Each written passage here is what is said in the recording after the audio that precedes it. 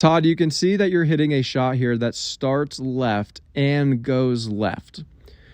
Okay, so let's talk about why that is. The first thing that I really like is that you work this club basically right up the plane. Okay, that is really, really solid. You can see at the top of your golf swing, the shaft is basically on one line right on the plane there. Lead arm basically matches shoulder plane. Your hands are directly over your heels. Maybe we could use a little bit more depth, but that's okay. This is a pretty solid position.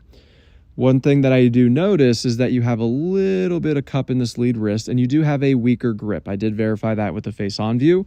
That causes you to have an open club face, where the face is pointing down towards the ground. Ideally, the club face would match your lead arm. So with an open face, that will cause you to come down and transition a little bit steeper, unless you were to like bow your lead wrist and shallow the club, which is very unnatural to do.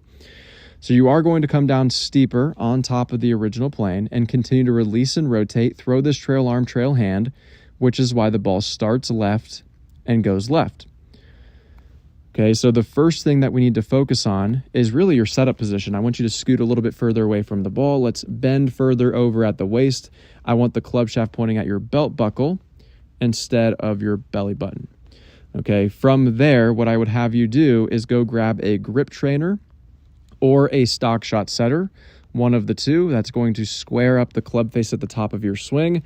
And then what we can do, Todd, is we can put a stick out 2 feet behind you, covering your hands from down the line, and I would have you swing underneath of the stick in transition instead of coming down and tomahawking the stick. Okay, but it doesn't make any sense to get you shallow right now with a wide open club face at the top of your swing. If we did, and we didn't have you like bow your lead wrist or make a compensation, you would hit shanks. That is why working on things in the proper order is extremely important.